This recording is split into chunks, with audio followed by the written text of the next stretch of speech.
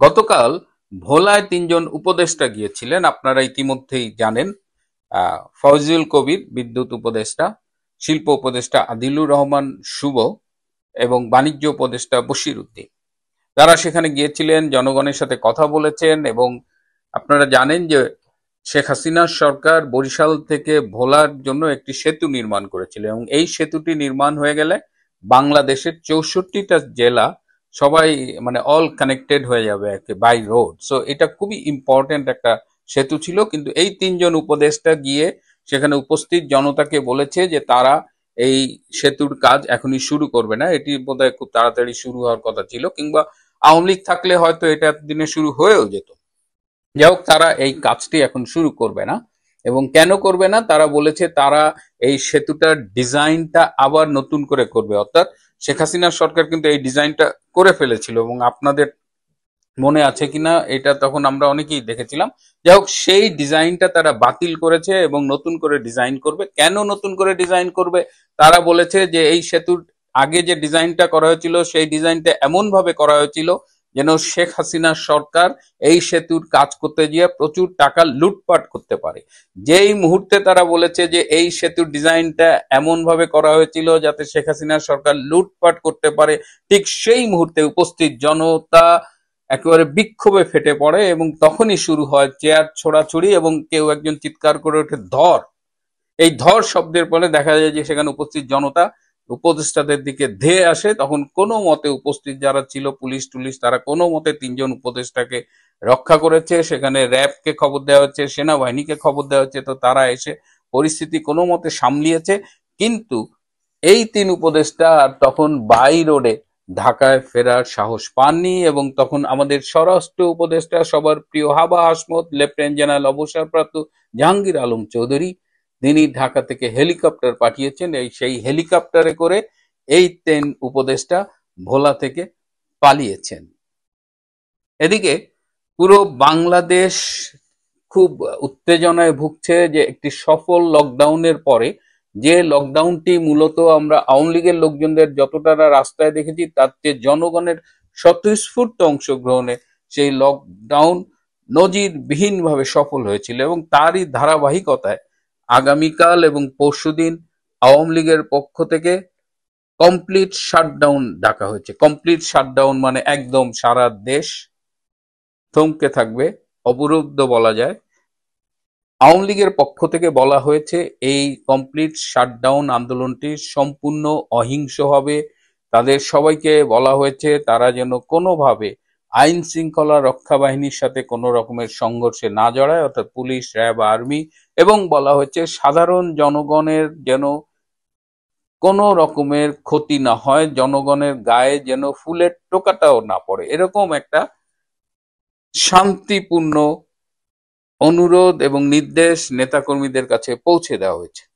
এদিকে আপনারা জানেন যে গত লকডাউনের সময় প্রায় 4,500 অস্ত্রধারীকে অস্ত্র সহ ঢাকা শহরের বিভিন্ন জায়গায় ছাদে গলিতে গলিতে মোতায়েন করেছিল এই শিশু উপদেষ্টা আসিফ মাহমুদ সজীব ভুঁইয়া। এবং এইটা একটি বিদেশি সংস্থার বিদেশি গোয়েন্দা সংস্থা এটা পিক করেছিল এবং তারা রিটেন বাংলাদেশের পররাষ্ট্র মন্ত্রণালয় জানিয়েছে। এবং এটি নিয়ে কিন্তু বাংলাদেশকে নিয়ে যেসব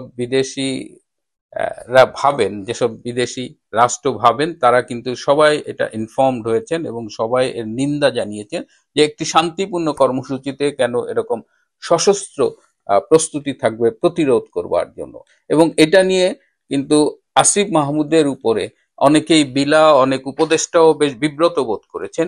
কিন্তু ডক্টর ইউনূস আপনাদের আমি বলেছি যে he doesn't listen to anyone. প্রচন্ড গড় সে আসিফকে সরকারি কোষাগার থেকে 28 কোটি টাকা দিয়েছে এই লকডাউন ঠেকানোর জন্য। এই লকডাউনে 2 দিনে আসিফ আবারও চেষ্টা করবে তার সশস্ত্র সন্ত্রাসী বাহিনী নিয়ে বাধা দেওয়ার এবং এর জন্য সরকারি 28 কোটি টাকা তাকে ইউনূস দিয়েছে। এবং এই 28 কোটি টাকা লেনদেন হয়েছে ব্যাংকিং চ্যানেলে, যে কারণে আসিফ মাহমুদের ব্যাংকিং চ্যানেল যদি ব্যাংক অ্যাকাউন্ট যদি এখন চেক করা যায় তাহলে এই অস্বাভাবিক লেনদেনটা ধরা পড়বে। এখন যেভাবে বাংলাদেশের মানুষ ডক্টর ইউনূসের চলে যাওয়ার জন্য অপেক্ষা করছে। ডক্টর ইউনূসের বিরুদ্ধে একটি জনমত গড়ে উঠেছে এবং আওয়ামী লীগের পক্ষে যে নিরঙ্কুশ সমর্থন আমরা লক্ষ্য করছি, তাতে আশা করি কাল এবং পরশুদিন শান্তিপূর্ণভাবে সারা বাংলাদেশে একটি কমপ্লিট শাটডাউন পালিত হবে এবং এটি বাধা দিতে যদি আসিফ বাহিনী কোনো কারণে মাঠে নামে, তাহলে তারা তাদের 15 মাসের রাজনীতির একটা বড় ভুল করবে। কারণ আসিফ মাহমুদের সশস্ত্র বাহিনী রাস্তায় নামলে কোত্থেকে যে এর প্রতিরোধ হবে সেটা আমি বলবো না, কিন্তু হাদির ভাষায় বলতে হয় যে সাওয়ামা ভেঙে দিতে পারে, এরকম ঘটনাও ঘটতে পারে। এদিকে ছোট্ট একটা ঘটনা, এটা নিয়ে আমার বলতে রুচিতে বাধে, কিন্তু বলতেই হয়। এই যে এবি পার্টির সাধারণ সম্পাদক একটা মানে বেয়াদব ব্যারিস্টার ফুয়াদ, টাকলা ফুয়াদ বলে যাকে চেনে, সে সম্প্রতি গতকাল বা পরশুদিন কক্সবাজারে গিয়েছিল। তার সেখানে সেই যে রুমে ছিল সেখানে একজন তরুণী সেখানে ঢুকেছিল এবং সেই হোটেলের বেয়ারা ভেন্টিলেটরের ওখানে একটা মোবাইল ক্যামেরায় ভিডিও অন করে রেখেছিল এবং পরে দেখা গেছে যে টাকলা ফুয়াদের আপত্তিকর ভিডিও রেকর্ড হয়ে গেছে সেই মোবাইলে, এবং পরবর্তীতে সেই হোটেল বয় সেটি স্থানীয় একটি ছাত্র সংগঠনের নেতাকে দিলে সেই ছাত্র নেতা এটি তাৎক্ষণিকভাবে ভাইরাল করে দেয় এবং যে মুহূর্তে এই ভিডিওটা একটি গোয়েন্দা সংস্থার কাছে এসেছে, তারা একেবারে হাতে তালি বাজিয়ে এটাকে ক্রমশ, মানে এটা একদম গোয়েন্দা সংস্থা প্যাট্রোনাইজ করে এটাকে ভাইরাল করছে। এখন দেখি আমাদের ফুয়াদ মিয়া কি বলে। আমি প্রথমে ভেবেছিলাম এটা বোধহয় এআই দিয়ে একটা, মানে এখন তো ক্যারেক্টার অ্যাসাসিন করা একটা চলছে, কিন্তু পরে দেখলাম না, এটা কক্সবাজারের কলাতলির একটা হোটেলের রিয়েল ঘটনা। এই হলো টাকলা ফুয়াদ, যারা ধর্মের নামে কপালে দাগ ফালায় দিছে নামাজ পড়তে পড়তে, আবার ক্যান্টনমেন্ট উড়ায় দিচ্ছে, আবার শেখ হাসিনা তো কোনো মানুষই না, বাংলাদেশের স্বাধীনতা মানে না।